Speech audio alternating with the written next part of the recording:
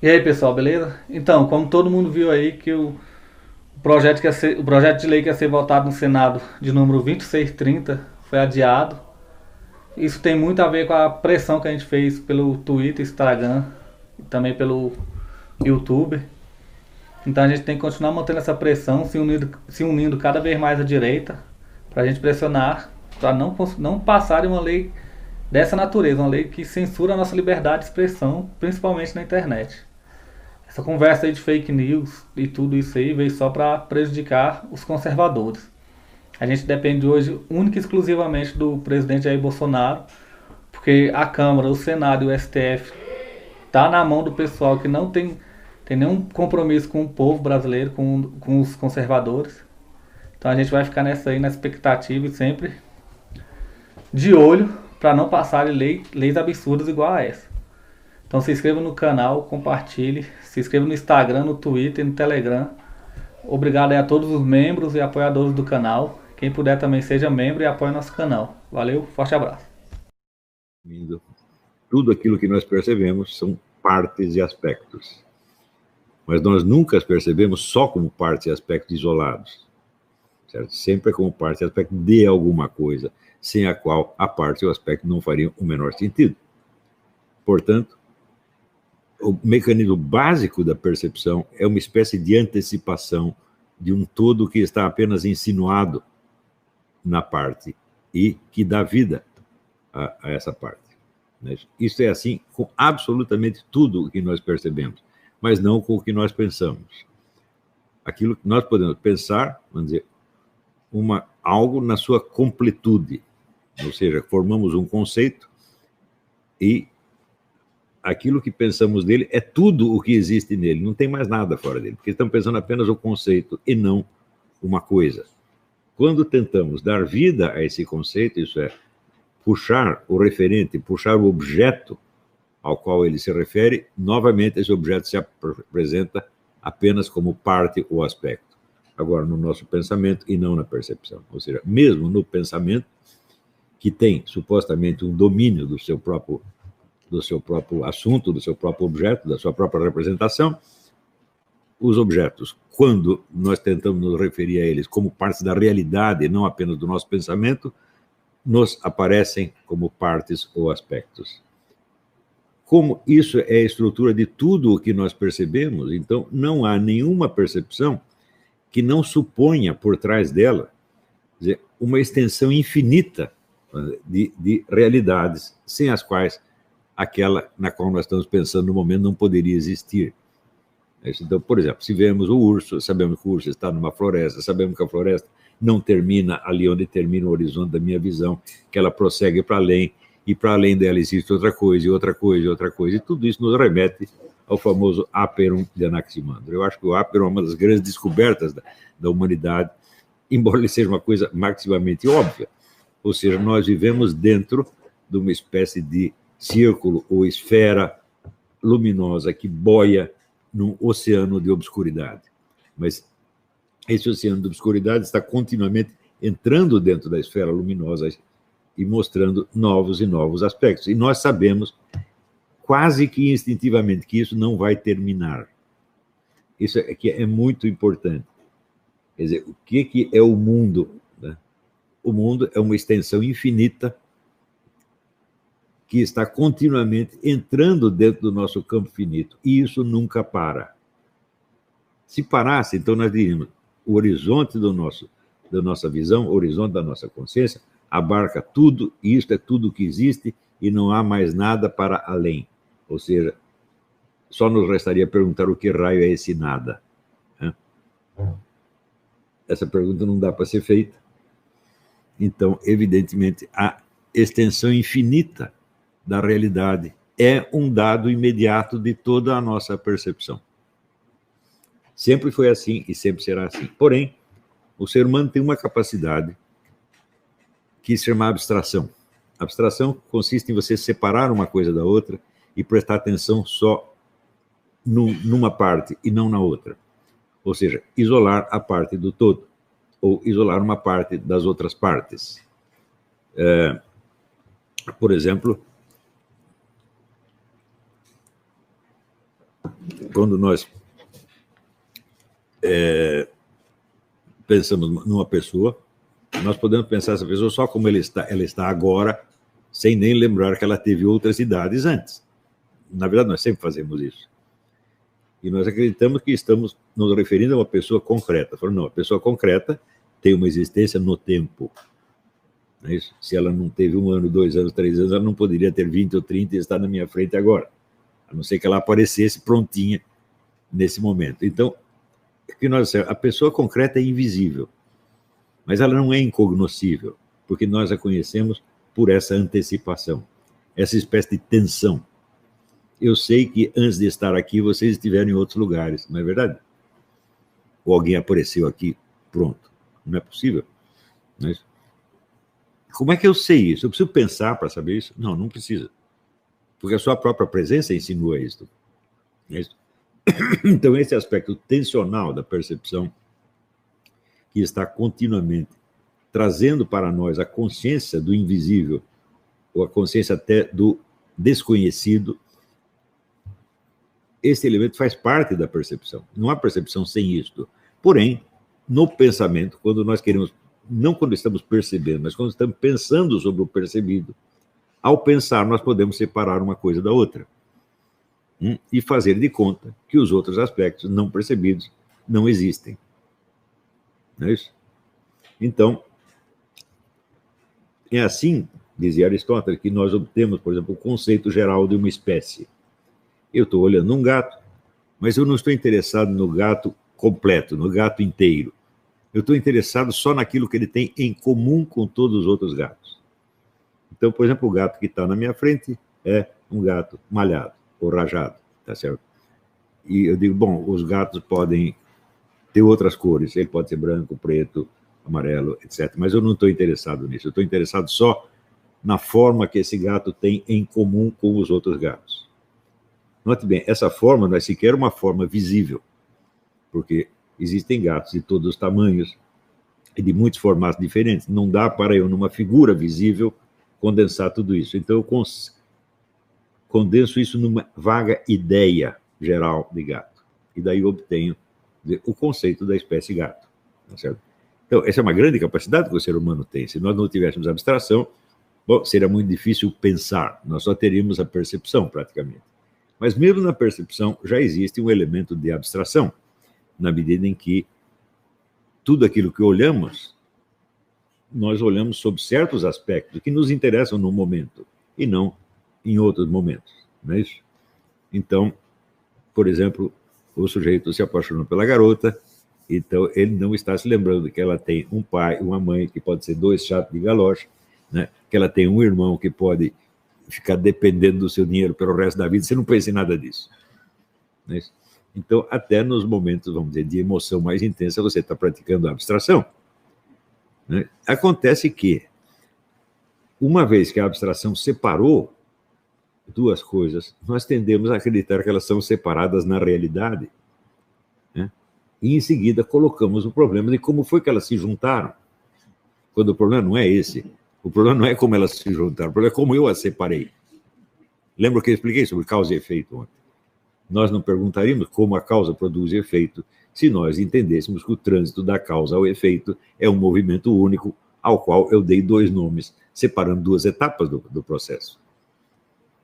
Se entendesse que a sequência de fatos é uma linha ininterrupta, não haveria problema de como conectar a causa e efeito. Do mesmo modo, quando nós colocamos a pergunta sobre a existência do mundo exterior, né? Ora, quem foi que separou a minha mente do mundo exterior? Fui eu mesmo. Né? Como é que eu fiz? Eu comecei a prestar atenção nos meus próprios pensamentos, sem prestar atenção no mundo exterior. Agora, se não existisse o mundo exterior, eu não poderia estar nele. Se eu estivesse em lugar nenhum, eu não poderia existir e, portanto, eu não poderia estar pensando. Tá certo? Então, vamos dizer, quando o Descartes cria aquela famosa frase, eu penso, logo existo, ele está deduzindo a existência do fato do pensamento que é conhecido por ele. Eu digo, mas antes do fato de pensar, ele não conhecia nenhum outro fato? Então, onde ele estava quando pensou isso? Se ele estava em lugar nenhum, ele não poderia pensar. Então, você vê, foi a abstração que separou o interior e o exterior. E, em seguida, criou um problema inexistente. Esse é um problema que só existe na esfera do pensamento humano. Ele não existe na realidade. Na realidade, o pensar, o conhecer e o estar fisicamente nunca estiveram separados nem por um segundo. Não é isso? Acontece que o pensamento tem a sua própria dinâmica. Ele tem, como é que se diz, uma espécie de privilégio, porque todos os seres humanos são dotados de percepção, mas só alguns são dotados de pensamento acima de um certo nível. Por exemplo, a reflexão sobre a percepção. Não, só os filósofos fazem isso, os outros não fazem. Então, o pensamento tem um certo prestígio social, que a percepção não tem. Todo mundo enxerga, ouve, tem tato, etc, etc. Então, grande porcaria isso, tá certo? Então, nós tendemos a privilegiar o pensamento. Tendemos a dar ao pensamento uma nobreza maior do que a percepção. E dizemos até que é o pensamento que distingue o ser humano. Mas note bem, quando Aristóteles disse que o homem é um animal racional, foi isso que ele quis dizer? O homem é o animal que pensa. Digo, não, um gato também pensa. Né? O cachorro também pensa, o cachorro até sonha. Eles têm uma vida interior. Eu sempre comparo isso, o gato, assim, rente ao muro, olhando para cima e calculando a força que ele precisa fazer para dar um salto e chegar em cima do muro. Ele está fazendo uma equação trigonométrica. Não é isso? Não com esse nome, evidentemente, e não segundo as regras mais elegantes da matemática. É uma trigonometria rudimentar, mas é trigonometria. Então, não foi isso que Aristóteles quis dizer com o homem é um animal racional. Em segundo lugar, é só no pensamento que existe a razão? O que é razão? Razão quer dizer proporção, senso das proporções. Comparar uma coisa com outra. Ora, se isso existisse só no pensamento, tá certo? Nós não seríamos capazes de, ao tentar levantar uma mesa, fazer um cálculo da força que nós vamos precisar fazer para isso. Não é a mesma coisa você levantar uma mesa e você levantar um cachimbo. Ou seja, na própria percepção muscular existe um elemento de racionalidade. E ele existe não só no homem, mas existe nos animais também, como prova o exemplo que eu acabei de dar do gato. Não é isso? Por que que, quando você tem dois animais brigando, você vê dois leões brigando, um começa a apanhar e ele foge. Por que que ele foge? Porque ele sabe que ele está apanhando os raios. Né? Portanto, ele sabe que o outro é mais forte. Né? O que é isso aí? Razão. Senão ele ia apanhar até morrer e não ia perceber que está apanhando. Não é isso? Claro que deve existir algum bicho que seja burro a esse ponto, mas eu nunca vi nenhum. Né? Quando o negócio está mal parado, eu falo, bom, é melhor dar no pé. Então, do mesmo modo, existe nos animais essa mesma antecipação. O meu professor Stanislau dos Anjos, ele sempre dava esse exemplo. Uma ovelha nunca viu um lobo, mas o primeiro que ela vê, ela sabe que aquilo lá não presta. Mas...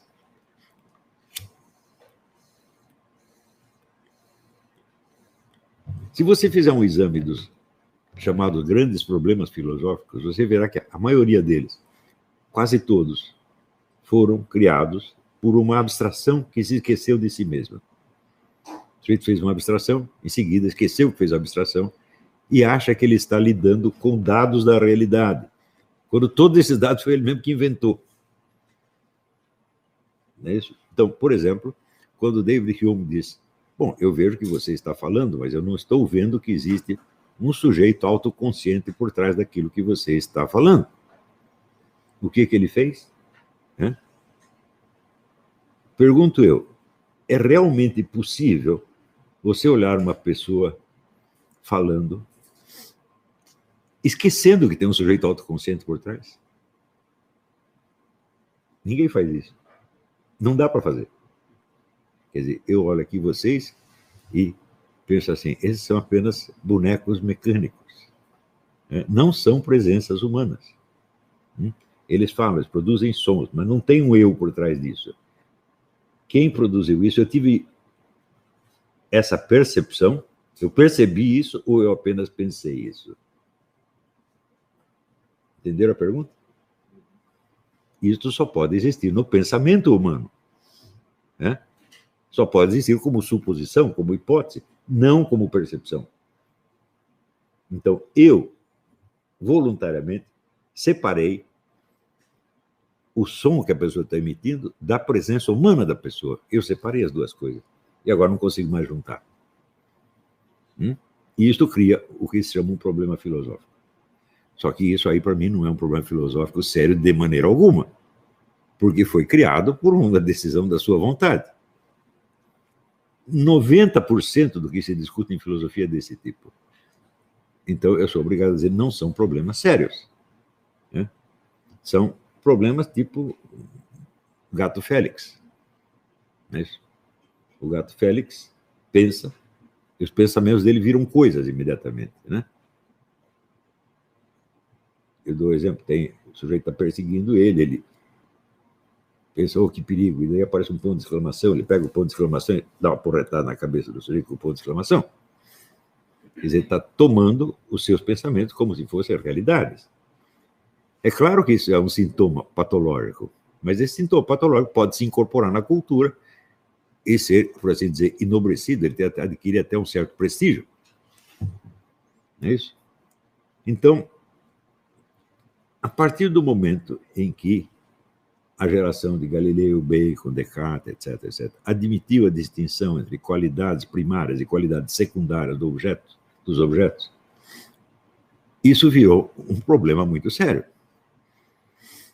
Por quê? Se as qualidades primárias são aquelas que estão nos próprios objetos, que marcam a sua presença objetiva, então, o tamanho, o peso, etc., todos os aspectos mensuráveis, e o resto, como a cor, o gosto, né, etc., é tudo subjetivo, está apenas na mente do observador. Então, o fato é o seguinte, nós estamos num mundo de coisas que só tem peso, volume, medida, e o resto é tudo inventado. Inclusive o gosto de tudo que você comeu desde que nasceu. Né? O resto é tudo subjetivo. Mas seria o caso de você perguntar, bom, mas se essa comida é tão subjetiva, como é que ela me alimenta de fato? Como é possível? Como é possível que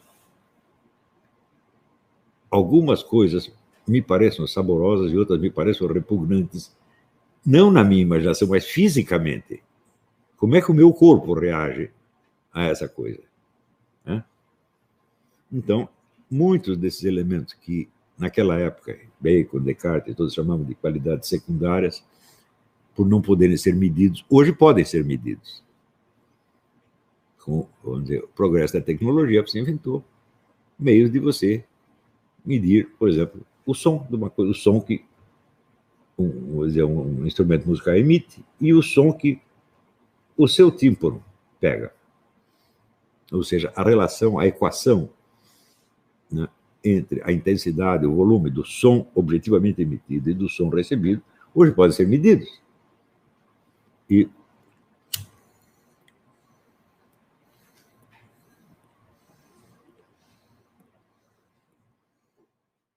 aí, pessoal, a gente tem na comunidade, a gente sempre coloca link dos livros. Tem esse livro aqui, Política, Ideologia e Conspirações, que é muito bom.